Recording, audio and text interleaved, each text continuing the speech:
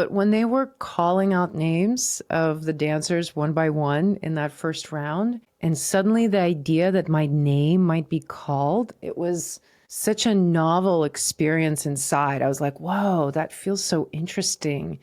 It made me realize it allows you to assess your dance in a somewhat of an objective way. And what I mean by that, learning to speak not in terms of, oh, I like it or I don't like it, but in terms of this is working versus this is not working.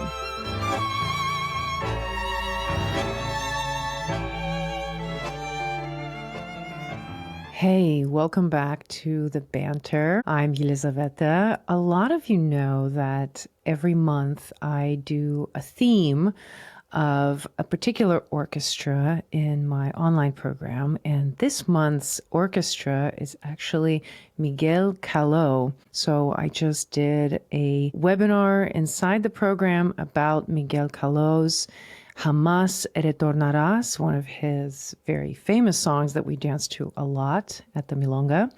So if you're curious to hear more of Miguel Calo, I created a Best of Calo playlist on Spotify, which I have included in the show notes. So if you have Spotify and you want to check it out, these are some of the most popular of his songs that you will hear when you dance at the Milongas, really anywhere. And if you are curious about learning more about Calo and orchestras like that, you can check out my online program, IMSO Tango School Online, for free for 30 days. You can check out the link in the show notes. Now, a lot of you have been keeping up with me on my social, and you know that I recently returned from the Southern California Tango Championship, which it was my third time doing it.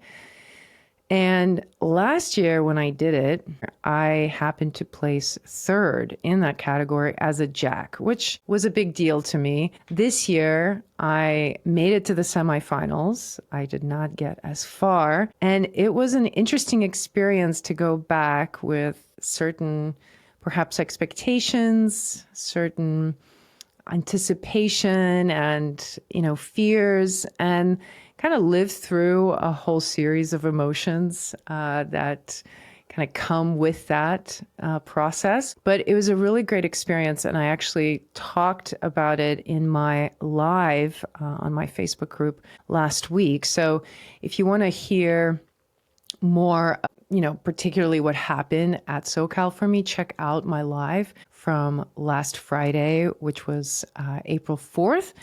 And it's inside my private Facebook group, and you can kind of hear a little bit more about that. But I thought today our conversation would really address this idea of dance as a competitive activity, because I think for a lot of dancers, including myself, the idea of competition combined with dance seems like oil and water. It seems like the two can't really coexist because they seem to come from very different agendas. So when I first was introduced to the idea of championships in tango, I was one of the people who was really skeptical and very judgmental of it, because I felt like it strayed away from the purity and intention of tango as a social form, that it somehow limited tango and perhaps influenced tango in this negative way where it put dancers into a particular box. And I think that's a very common way of thinking about championships.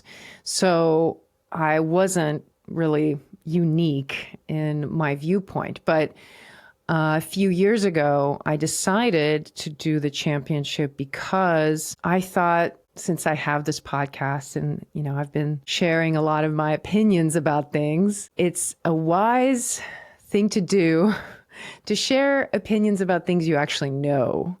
And I only knew, whatever I knew about championships was really from what I saw online or what I heard through the grapevine. So I thought, I'll do I'll go through the process so that I can see it from the inside. I can experience what it's like, and then I can have an informed opinion.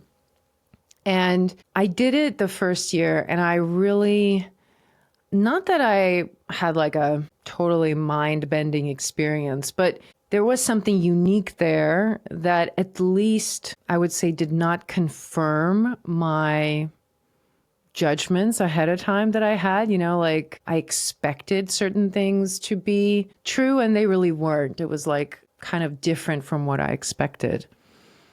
And I started questioning sort of my own opinion of dancers who participated in championships, because it is a common opinion that dancers who focus on performance or dancers who focus on competitions are actually not as good on the social dance floor. They might not be as adaptable. They only dance perhaps one way, one style. And it is true, like when I experience performance dancers who are really, really good at choreography, this is like the bulk of their talent is really in executing choreography really well.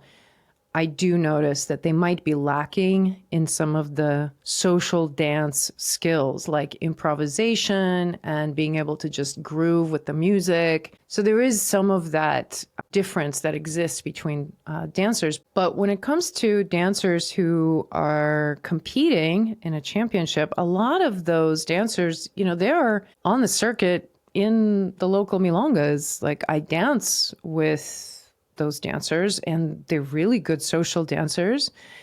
And they also want to compete. They want to work on their style. They work on their technique. And a lot of times those dancers make up the most exciting dancers of the community because they grow, they change, they're sort of exploring different aspects of their own dance. They're putting themselves out there.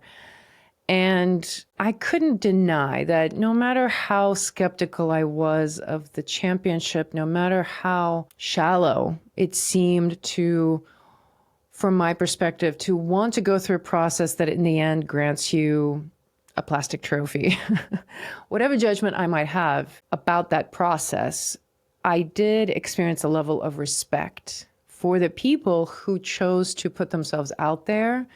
And there was a recognition there that it's not all for show, that there is actual work and work ethic and discipline involved. So I think my bias around this idea and really looking at social dance as being uniquely different and more pure than competitive dance, that started to shift through my own experience of the event. And I like that process. I don't mind changing my mind when it comes to actually testing something and being proven different. So when I first competed in the first Jack and Jill, I said that I didn't care whether I progressed or not. But when they were calling out names of the dancers one by one in that first round, and suddenly the idea that my name might be called, it was such a novel experience inside. I was like, whoa, that feels so interesting.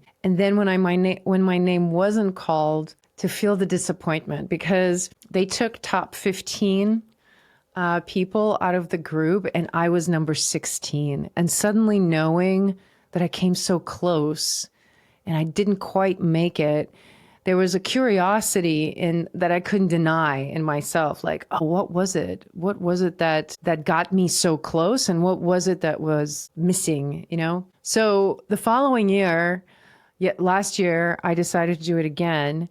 I wasn't actually anticipating progressing. I thought exactly what would happen, exactly what happened the year prior. I thought I would get eliminated in the first round, and then I would have the rest of the weekend to just party. But I made it all the way to the finals and then ended up placing, and going through the full arc of the experience, which I'd never done in any other context. I've never made it this far in any sort of sport.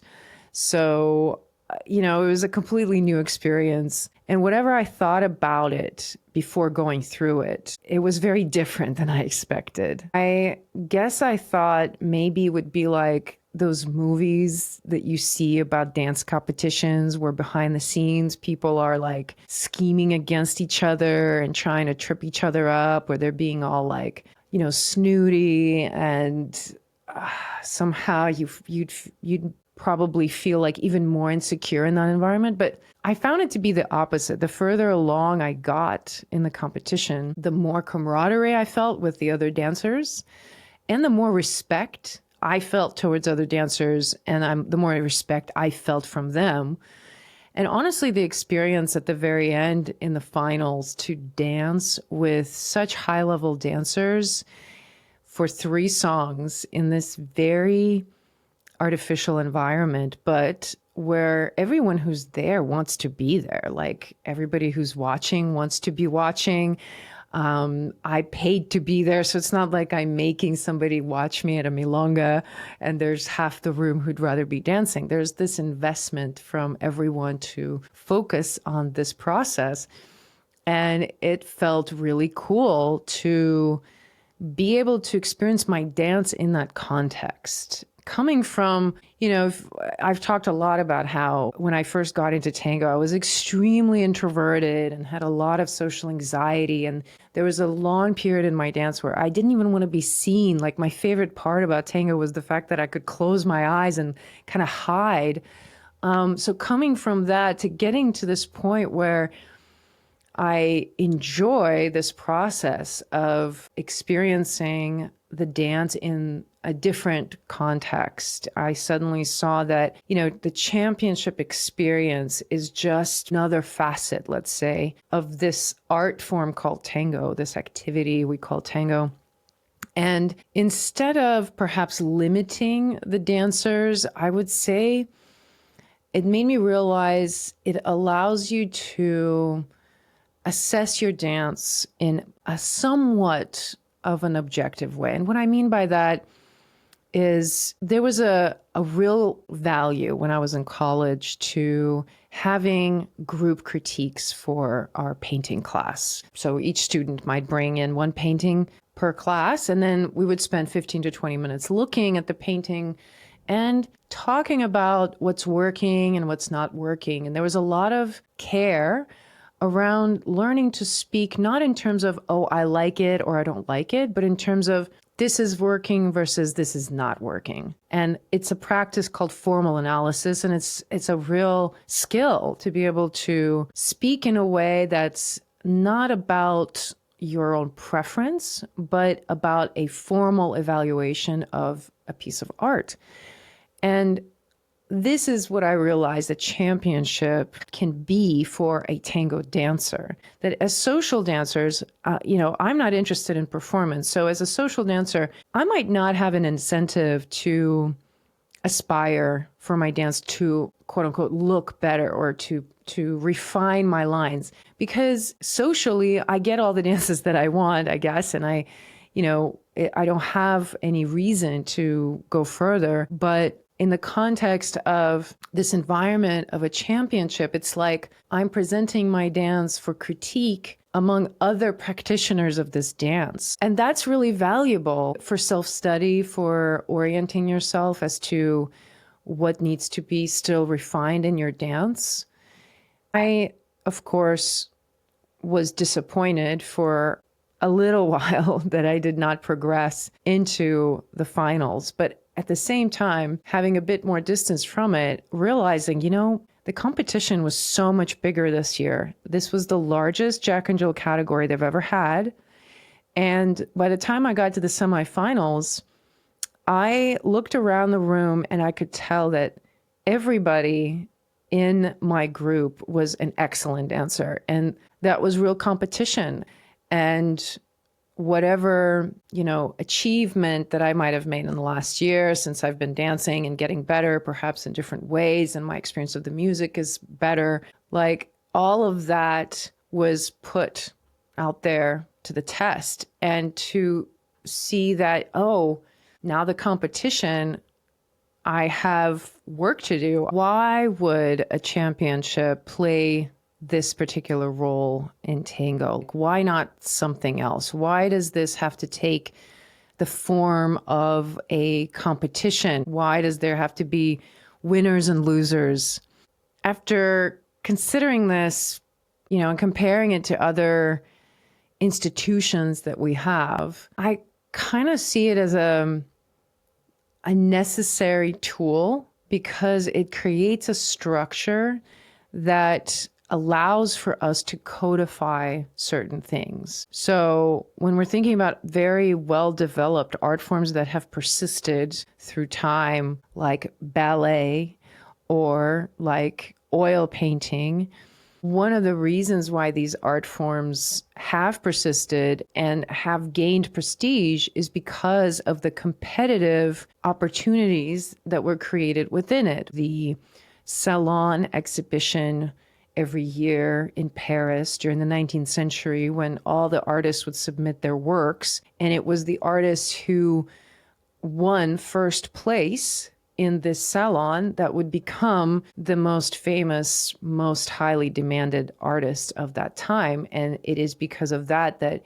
their work, their paintings are the ones that we look at in art books when we're studying art. So in a way, we, of course, would say we want tango to grow. We want tango to persist into the future, to become better and better, to become more beautiful. We want interest in tango to grow. If tango grows in volume, in the numbers of dancers, that means there will be evolution in the dance. And in order to kind of harness that momentum, we need a structure of some kind.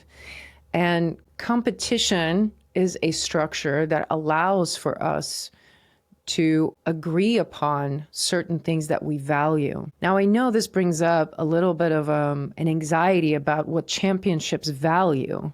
Because if we're saying that the championship is going to define a particular truth about what tango looks like and feels like and is supposed to be, then what are the values that the championships are promoting? And I think there's an anxiety that the championship model is really after some sort of very acrobatic and extremely opulent form where there's a lot of really fast and dynamic movements with lots of exciting fireworks, and you have to know a lot of figures, that there's this value in the amount of fireworks that are included. So we might say that there's a fear of losing the soul of the dance in favor of the fireworks, right? But this is from the class that I took from one of the judges there, one of the teachers actually, who was managing all the judges. Danilo and Pam, they were the couple who kind of oversaw the whole process. And he shared that the perspective of the judges is actually very different, that very little attention is given to the amount of vocabulary any dancer might actually display. That the four main values that they are looking at, the four main categories, are the embrace, the quality of the connection between people, walking, which walking includes fundamental vocabulary like ocho cortado, basic turns, navigation, floor craft, so how you're flowing on the floor, how you're moving in the line of dance, and then the most important category is musicality. Those categories were and are derived from the social dance floor. And what I appreciated that Danilo pointed out is that the competitive nature of tango is actually not specific to the championships. If you think about competition in general, it's part of the dance and built into the dance as a practice. For example, early on, milongueros had to compete for entry into practice because they had to prove certain facility of certain movements before they were led into certain practicas or milongas. Milongueros also invent their own vocabulary as a way of standing out. So there's a lot of moves that milongueros coined and called after themselves. And that's like a little bit of that competitive nature of like, you're going to compete for the spotlight, for the attention. And on a very basic level too, when you go to a milonga, there is a competitive nature of like, you're competing for the attention of certain dancers over others. You're altering your behavior or your dance for the purpose of winning attention of a dancer that you want. So there is more of a continuum between the social world of tango and the championship. There's a lot more overlap there than I even realized. And I think within tango, yes, it's a dance, and therefore it cannot be judged as mechanically as a sport, right? We don't have a clear scoring system like they would for ice skating, for example, where you have to display certain combinations, certain amount of times, and you get certain amount of points. Luckily, I think this is good that we have not entered into that kind of judging. There is a little bit more of the artistic side that's a bit more subjective, and we want that to be there. I think it's important to keep the artistry alive within tango. So you won't have the same kind of scoring that you would have, not as precise, but within those broad categories, as the judges look on the dance floor, they look at each category and they look to which couple displays the essence of these elements of the dance the best. So by the end, by the time you get to the couple that places first, it's not necessarily that they are the best dancers across the board. They might actually not be. They might not be the best social dancers. Maybe they could actually be better performers than they are on the social dance floor. Regardless, it just happens that in this competition, when the judges looked at these dancers, they were able to contain the essence of tango across the board in the most complete way that most of the judges resonated with the most. So it's kind of like a titration process over a period of time that through multiple rounds, these dancers happen to consistently, every time the judges looked, represent more of that essence that they are looking for of those values. And of those, of course, musicality actually is the most important. As I learned that if there are two couples and one of them has perfect technique but slightly less musicality versus another couple who has a little bit less technique but more musicality, it's the more musical couple that will be favored. I think that was actually a real moment of like music to my ears to hear that. That's very reassuring to me as a dancer to know that ultimately it is about musicality, which is something as social dancers we really, really value. Now, when I learned this in the class, which the class happened on Saturday, and by that point I got into the semifinal. So I had passed the first two rounds and I was about to go into the third round. And I took this class and I really felt so much more liberated going into that next round. I felt like I could give myself permission to just dance and put myself out there without worrying that I'm not enough. Because believe it or not, even though I had won third place last year, going into this competition, still I had these doubts like, oh, last year, maybe I didn't, I placed third, but maybe I didn't place second or first because I don't know lapis. That was my worry. And also, I somehow felt like the embrace needed to be more static. I needed to be more proper. And that if I started in close embrace, I needed to stay in close embrace. And if I was in open embrace, that maybe open embrace is not as appreciated by the judges, But as I learned, actually the embrace can be flexible. You don't have to stay in the same embrace. The musicality is what they're looking for. And that actually, instead of thinking about it like you're trying to craft a perfect performance that is full of different types of figures, realizing that the judges are looking at you for just 30 seconds. And so that means at any point, and this isn't in its totality, when you watch the judges, they're not just looking at one couple for 30 seconds. They're like glancing back and forth, right? And so the totality of what they might see could be 30 seconds, maybe less. And so every time they look at you, they need to see you at your best. That's kind of the idea, that at every moment that they look, you display good musicality. You're comfortable doing what you know. They said if you're really good at turning to the right, but not very good at turning to the left, then only turn to the right. And you will keep repeating the same kind of vocabulary because that's what you're good at, making sure that you're musical. And what they really care about is the contrast, which, I talk about this so much for social dancing. I constantly emphasize how much that outweighs everything else that you might learn in your dance. That if you can show contrast in musicality, you can show the difference between dancing one orchestra versus another, or dancing contrast within the song and be able to show the different qualities inside the song. Like that's the thing that's really valued in social dance at the highest level. So guess what? That's what's valued also by the judges, that's really what they want to see. They want to see you approach each song differently. That's why the 3 songs that are chosen are very different.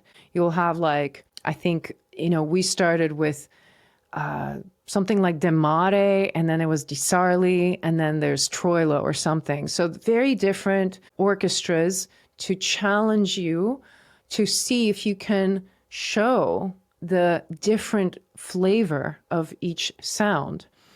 And so I went into the semifinals round with this new sense of liberation, and I didn't end up progressing to the finals. And there was a part of me that was wondering if I misunderstood what Danilo was sharing, that perhaps I actually went too far, that I once again had quote unquote too much musicality, or I opened up too much. I got too wild. So there was a feeling in me of like, it was too much. I need to contain it. I need to be, more in control perhaps. But I ended up looking at my scores, which again, I've actually never done. And I looked at my scoring for the first 2 rounds and then the scoring for the 3rd round. And I actually scored the highest in the 3rd round. So to me, that was a great confirmation of the truth of what he was saying. Because unlike the past rounds, this time I went in with this feeling like, you know what, I'm just going to dance my heart out. I'm not going to care whether I'm perfect. If I mess up, I mess up. If it's perfect, great. And I'm going to accept the mistakes, the imperfections. I'm going to allow things to flow the way I let them flow when I dance at the Milonga. So I really tried to dance the way I would dance at the Milonga, as close as possible. And I also got higher scores for that. So that was a great confirmation to me that, this is actually what the direction should be. This is where I need to be going more. Now, do I have work to do? I know that a lot of people are like, you should have won. You were really good. And granted, I would have loved to place, sure. But honestly, I'm okay with where I've landed because it kind of gave me more of this experience like, there's work to be done. Oh, good. And I know that I kind of gotten complacent a bit over the years because I haven't had to work very hard to get dances socially. Like once I got a certain level of technique, it seemed to be enough. So I didn't really have an incentive to get better. But when I watched the judges, so I attended their classes and I also watched all of their performances. When I watched them, I was so impressed with the level of the knowledge and the depth of understanding of tango that it made me excited to go back to the lab and start studying again, because I saw the next piece, kind of like the next possibility for my own dance, which I didn't before. Because anytime I would watch a performance or watch certain teachers, a lot of times I look at it, I'm like, oh, it's great, not for me. I like it on them, but I'm not really interested. But this time, in the context of the championship, it was like, oh, I know that I have these qualities that got me this far. And now I also see, oh my God, there's so many possibilities. It's so vast. It's so complex. And there's so much still to study, right? Now there's a reason, a thread to pull on, which feels really nice, actually, at this point in my dance. And I hope that for more of the competitors, the mindset can shift more to this idea of like, oh, let's see how far we got this time. But I did dance with one follower who got to the semifinals, and we were dancing, and I asked her, if she's going to do it again next year. And she said, yeah, I don't know. It's my first time. I got to the semifinals, but I don't know. It's not for me. And there was this feeling like she felt so disappointed that she only got to the semifinals. And I told her, I was like, wow, it's your first time and you got to the semifinals, considering it's the largest Jack and Jill category we've had. Like, that's really good. And suddenly, she saw it in a different way. And I think that's a really important reframe for us to maybe help each other. If you can think of like hearing somebody kind of be down about their performance, just remind them, right? That it's like, it's not how empty the glass is how full, like how much you actually did to get there. And no matter what you feel about championships, even if you, after this episode or because of this episode, you don't like championships, I think on a human level, we can all appreciate the vulnerability of someone putting themselves out there and exposing themselves and being judged by judges and being watched. It takes a lot of guts. It's very nerve-wracking, and we can honor that in each other, that willingness. When I thought about championships before, I always thought it's like, oh, it's people who are hungry for attention. They're like narcissists, so they want more attention. So this is the way they get it. But it couldn't be further from that. Like, it is nauseating at points to go through this experience when you're standing there and your heart is pounding and you just think you're going to pass out. There are multiple times throughout the event that I was like, why am I here? Why am I doing this to myself? I really don't want to be here. And that's kind of the nature of going through something like that, that when you make it to the other side, you're really glad you did it because there's something that you dig out from yourself that you didn't know existed, that you persevered, that you held on, that you made it. There's something really valuable about that experience. But it doesn't mean it's very pleasant. If anything, it's a bit more unnerving and disorienting because it really tests you. It really tests your stamina of your emotions, your physical stamina, because you really have to sustain a big kind of level of energy to go through an event like this. And the energy of all the people there is sort of an additional component where even though you might not have placed, this is what I felt for myself at the beginning, even the first time I did it, even when I didn't progress, there were so many people who were rooting for me, who were congratulating me, who supported me.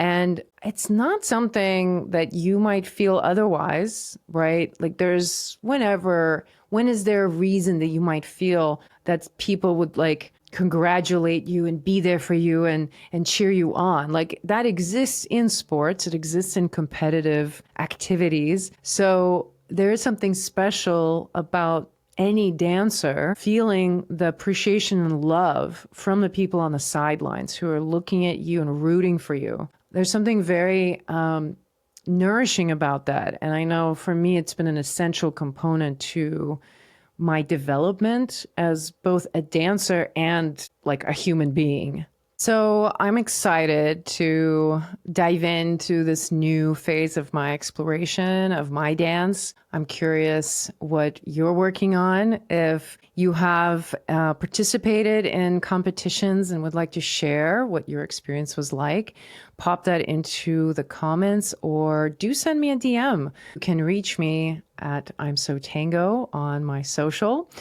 I am heading to the Tucson Tango Festival next. So if you happen to be there, would love to say hello. So let me know. I do have maybe one more spot for a private open. So if you're interested, go ahead and reach out. And I look forward to continuing this banter with you next week. Until then, ciao.